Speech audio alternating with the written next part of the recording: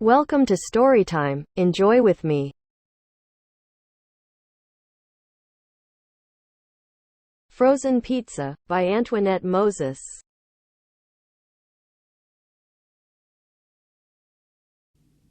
The young man was now very confused. Mrs. Stonehouse opened the freezer. "Here," she said.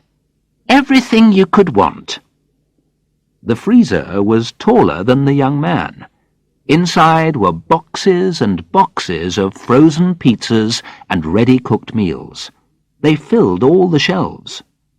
"You can help yourself to any of the packets. You just open the packet and put it into the microwave," said Mrs. Stonehouse. "Nothing could be easier." The young man was still very puzzled. In his country he sometimes had pizzas with friends after going to the cinema, but they never had pizza at home, only in pizza restaurants. "But when do you have dinner?" he asked. "We don't have dinner," she said. "As I said, we all just help ourselves. I eat when I get back from my aerobics class, and the kids grab something to eat when they get back from school before they go out. Though sometimes, like today, they go straight from school to their friends' houses. And Harry, that's my husband, he eats at different times. It depends whether he's working late or at the pub. We're a very independent family."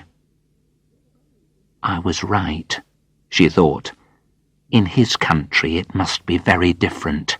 He's never been in a home like this. She felt sorry for him. Her husband works late and goes by himself to the pub, and her children go to their friends' houses. She must be very lonely, thought the young man. That is why she doesn't cook proper meals. He felt sorry for her. Mrs. Stonehouse was pointing out the contents of the square boxes that filled the freezer. "There are frozen desserts, too," she said. "You don't have to defrost them. You can eat them straight out of the freezer. And we always have ice cream, too. At the moment, we have chocolate, banana, and apple pie flavour." The young man suddenly remembered an article that they had discussed in his English class. It was from an English newspaper and explained how more and more people now ate ready-made meals, and how the contents of these meals were not what they appeared to be.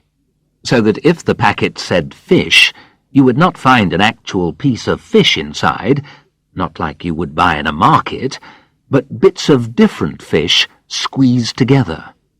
This would then be covered with a strong-flavoured sauce, so you wouldn't be able to taste the fish anyway. The young man looked at the packets in the freezer and saw that on one packet of frozen fish dinner it actually said, "Contains real fish." But what else could it contain? Thought the young man. "What would you like tonight?" asked Mrs. Stonehouse. "Pizza will be fine," said the young man.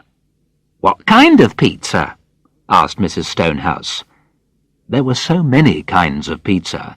Pizza with mushrooms, pizza with ham and pineapple, and even baked bean pizza. Who could ever combine pizza with baked beans? He thought. What a disgusting idea. "Cheese and tomato will be fine," he said.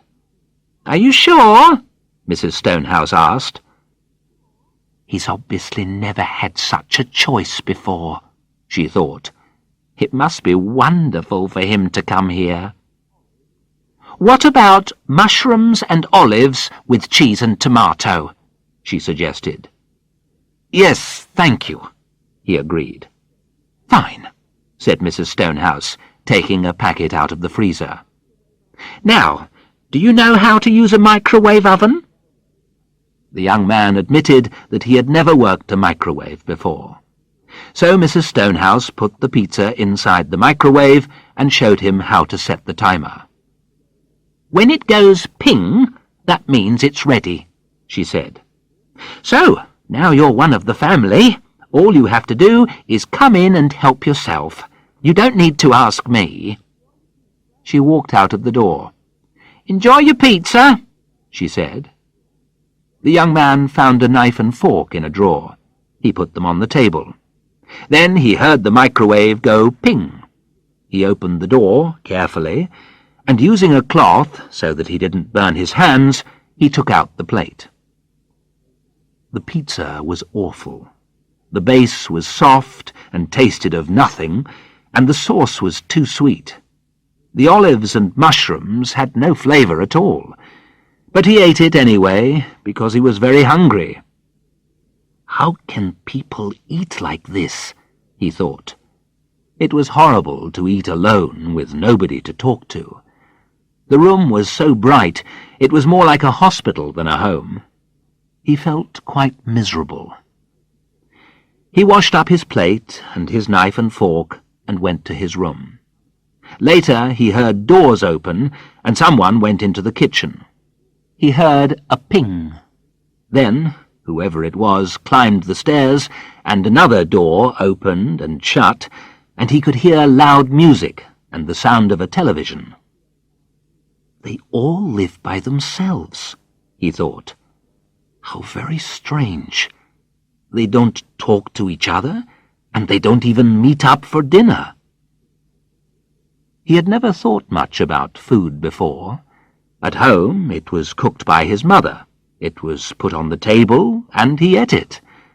But now that he was away from home, he realized how much the food was part of home life. The smell of chicken soup filling the house as he walked in the door. His mother, with flour up to her elbows, making a pie and talking and laughing at the same time. The feeling that the kitchen was the heart of the house, and his mother was at the center of the kitchen. Cooking, he saw now, was an essential part of family life back home. The kitchen in this house was sad and lonely, and no amount of yellow paint could change that. The young man read a book until he was tired, and then turned out his light. The rabbits danced around the walls. The next morning the young man moved out. He went to a cafe and had some breakfast, and then went to the university housing office. The woman there listened to him and immediately found him another place to stay. She also rang Mrs. Stonehouse and told her that the young man had moved out. "Was it the rabbits?" Mrs. Stonehouse asked. "I offered to put him in another room, but he said that he wanted a desk. He even had his own television. Really," she continued, getting more and more angry, "compared with what he must have come from in his own country, you would have thought that he'd be grateful." "It's not that," the woman at the housing office replied. She was writing on her list as she talked. Opposite Mrs. Stonehouse's name, she wrote, "Unsuitable except for independent teenagers.